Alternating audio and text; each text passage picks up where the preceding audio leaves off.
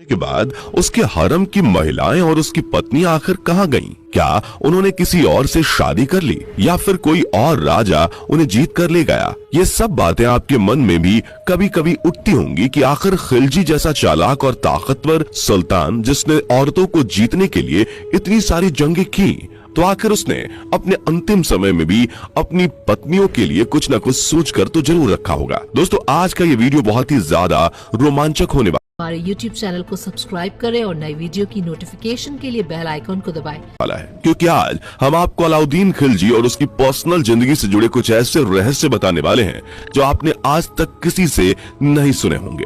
दोस्तों, अलाउद्दीन खिलजी इतिहास का एक ऐसा नाम था जिसे सुनते ही आसपास के छोटे मोटे राज्य के राजा खुद ही शस्त्र छोड़कर अपने आप हार मान लेते थे। दोस्तों, खिलजी जितना ताकतवर था उससे कहीं ज्यादा वो शातिर दिमाग का था। मालिक काफूर से मिलने से पहले उसने जितने भी युद्ध जीते थे वे सारे उसने अपने दिमाग के बल पर जीते थे। दोस्तों, अलाउद्दीन खिलजी ने जीते जी बहुत सारे मंदिरों और इमारतों को खंडहर करके उनकी जगह मस्जिदें बनवा दी। उसके हरम में अधिकतर हिंदू महिलाएं थी। उसका कहना था कि हिंदू महिलाएं मुस्लिम महिलाओं की अपेक्षा ज्यादा भरोसेमंद होती हैं। यही कारण था कि उसकी 4 शादियों में 3 पत्नियां हिंदू थी। उसकी एक बीवी जिसका नाम मलिकाए जहां था, जो कि उसके सगे चाचा की लड़की यानी कि उसकी बहन थी, उसने उसी से शादी की थी।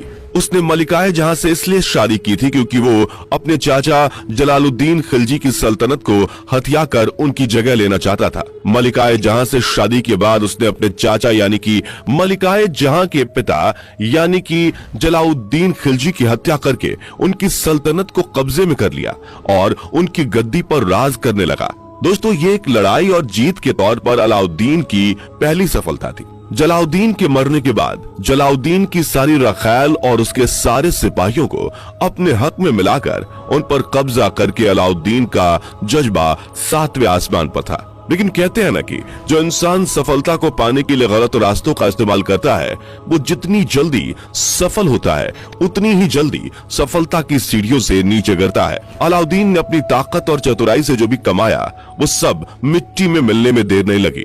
अलाउद्दीन जब अपने जीवन के अंतिम पलों को मुश्किल के साथ काट रहा था तब उसने अपनी पहली पत्नी मलिकाए जहां को अपने पास बुलाया और कहा कि जब मैं मर जाऊं तो तुम अपनी जिंदगी को रोकर नहीं बल्कि हंसकर काटना। अगर तुम किसी से प्रेम करती हो तो उसके पास चली जाना, क्योंकि अभी तुम जवान और खूबसूरत हो, तुम्हारे पास तुम्हारी पूरी जिंदगी पड़ी हुई है और तुम मेरे वियोग में अगर रोना शुरू कर दोगी तो तुम अपनी जवानी और अपने जीवन के मजे नहीं ले पाओगी। दोस्तों, ये बातें सुनकर लग रहा होगा कि अलाउद्दीन खिलजी कितना नेक दिल था जो कि अपनी बीवी से ऐसी बातें बोल रहा था, लेकिन आपको बता दें कि ऐसा कुछ नहीं था। दरअसल अलाउद्दीन खिलजी के बाद उसके वंश में दूसरा कोई ऐसा नहीं था जो उसकी जगह ले सके और न ही खिलजी वंश में कोई ऐसा शासक था जो कि अलाउद्दीन के मरने के बाद उसके जैसी ताकत और दिमाग रखता हो। हालांकि अलाउद्दीन के बाद अलाउद्दीन का खास वजीर और उसका प्रेमी मालिक काफूर था, जो कि अलाउद्दीन के बीमार होने पर सारे बड़े फैसले लेने लगा था।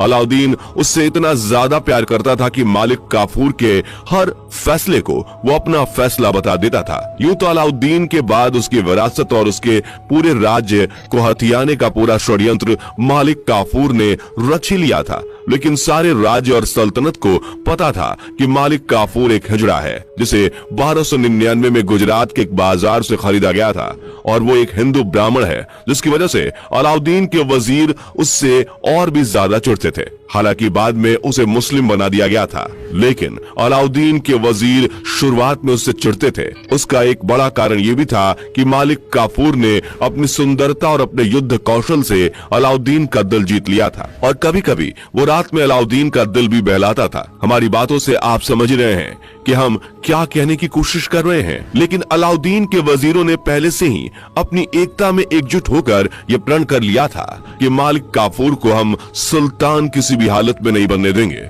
ये बात तब की है जब मालिक काफूर दक्षिण भारत के दौरे पर था। उस समय अलाउद्दीन की हालत बहुत ज्यादा खराब थी और अलाउद्दीन बार बार मालिक काफूर को याद कर रहा था। कुछ इतिहासकारों की माने तो अलाउद्दीन को मालिक काफूर की याद इतनी ज्यादा सताने लगी कि वो मालिक काफूर के लिए रात भर रोता था। जब उसकी पत्नियां उसके साथ रात बिताने को कहती थीं, तब वो सिर्फ इतना कहता था कि मालिक काफूर के हुस्न में जो बात है वो तुम में नहीं है, जिस वजह से कुछ दिनों के बाद उसकी बीबियों ने भी उसके पास आना छोड़ दिया था। दोस्तों, समय की नजाकत को देखते हुए भी अलाउद्दीन यही चाहता था कि उसके बाद मालिक काफूर ही खिलजी वंश का सुल्तान बने। अलाउद्दीन ऐसा इसलिए चाहता था क्योंकि उसे पता था कि मालिक काफूर एक हिजड़ा है, तो मालिक काफूर से उसकी किसी भी बीबी को किसी तरह का कोई नुकसान नहीं होगा। और वैसे भी जब से अलाउद्दीन ने मालिक काफूर को वजीर बनाया था, तब से उसके सर पर केवल और केवल पूरे भारत को जीतने का भूत सवार था और दक्षिण भारत को जीतकर उसने अलाउद्दीन का दिल और भी ज्यादा जीत लिया था। लेकिन कहते हैं कि जो इंसान चाहता है वो हमेशा नहीं होता। अगर इंसान का चाहा हुआ होने लगे तो इंसान और भगवान में अंतर ही क्या रह जाएगा।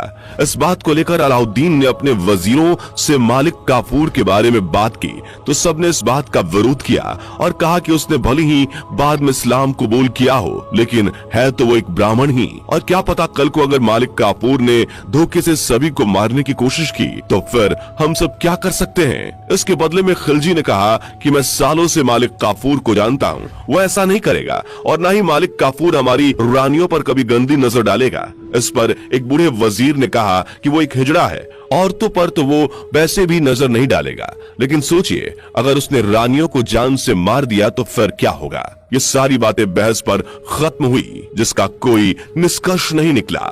लेकिन इन सारी बातों के कुछ दिन बाद ही अचानक खबर आई कि अलाउद्दीन खिलजी ने रात में आखिरी सांस ली। ये सुनते ही राज्य के वजीर जो अभी तक अलाउद्दीन के हर फैसले की इज्जत करते थे और उसके फैसले का इंतजार किया करते थे, उन्होंने बिल्कुल भी देर नहीं की और तुरंत उन सारे वजीरों को खबर की जो राज्य से दूर थे। इस दौरान मालिक काफूर को भी खबर मिल गई। काफूर के पास खबर पहुंचते ही वो महल में आया और खिलजी को दफनाने के बाद ही काफूर ने उसी शाम को ये ऐलान कर दिया कि वो कल सुबह सूर्य उगने के साथ ही राजगद्दी पर बैठेगा। ये खबर सुनते ही सारे वजीरों में अफरा तफरी मच गई और सारे वजीरों ने मिलकर रात में कुछ सैनिकों को बुलाकर मालिक काफूर पर हमला करवा दिया और मालिक काफूर को जान से मरवा दिया। ये वो समय था जब पूरे महल में किसी का राज नहीं था और कोई भी कुछ भी कर सकता था। इसी बीच रात में कुछ वजीरों ने देखा कि महल के बुढ़े हकीम जो कि रानियों की देखभाल किया करते थे और उन्हें दवाइयां दिया करते थे, वो हरम की रानियों के साथ शारीरिक संबंध बना रहे हैं। अलाउद्दीन जब जिंदा था तब उसे अपने वंश की बहुत चिंता थी और वो सोचता था कि मेरे मरने के बाद कहीं मेरे ही आसपास की रियासत के राजा मेरे राज्य पर आक्रमण करके कहीं उसे जीत ना लें और मेरी रानियों को बंदी ना बना लें। लेकिन उसे नहीं पता था कि उसके ही राज्य के लोग ऐसे हैं जो उसी की रानियों की आंतरिक इच्छाओं को पूरा कर रहे हैं और साथ ही खुद भी मजे ले रहे हैं। अलाउद्दीन के मरने के बाद यह सिलसिला काफी दिनों तक चला। बता दे अलाउद्दीन अपने आखिरी समय में यौन रोगों से पीड़ित था। उसने जीवन भर केवल और केवल संबंध ही बनाए थे, जिस वजह से आखिरी समय में उसका जो हाल हुआ वो बहुत ही दर्दनाक था। वो जहाँ से भी निकलता था वहाँ की हर उस औरत की इज्जत को तार तार कर देता था जो उसके रास्ते में आती थी। कहते हैं जब उसने पश्चिमी भारत के एक छोटे से गांव पर आक्रमण किया तब उसे एक घर में एक छोटी सी बच्ची दिखी जिसकी उम्र करीब 17 साल थी। खिलजी ने उस बच्ची की इज्जत को उसी की माँ के सामने तार तार कर दिया था और फिर बच्ची को मार दिया था। कहते हैं कि उस बच्ची की माँ ने खिलजी को बहुत बुरी बुरी बद्दुआएं दी थी और उसी के बाद खिलजी का बुरा समय शुरू हो गया था। खिलजी के मरते ही उसके कुछ वजीर जो इस बात को समझ गए थे कि अब इस वंश का अंत होना तय है, वो खिलजी द्वारा हथियाई कुछ जमीन का भाग और कुछ सोना चांदी लेकर अलग हो गए थे।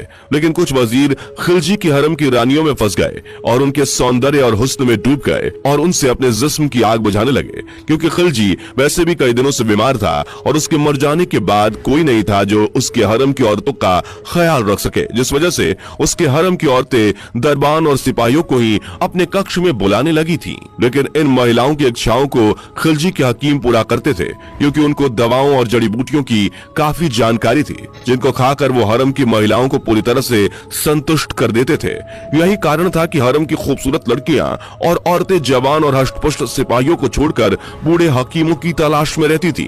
दोस्तों 1316 ईस्वी में खिलजी की मृत्यु हुई थी और मात्र 4 साल के अंदर ही यानी कि 1320 ईस्वी में खिलजी वंश का खात्मा हो गया, क्योंकि खिलजी वंश दिनों दिन कमजोर होता चला जा रहा था, जिसकी वजह से यासुद्दीन तुगलक ने मौके का फायदा उठाया और खिलजी के राज्य पर आक्रमण कर दिया और पूरे राज्य को जीत लिया।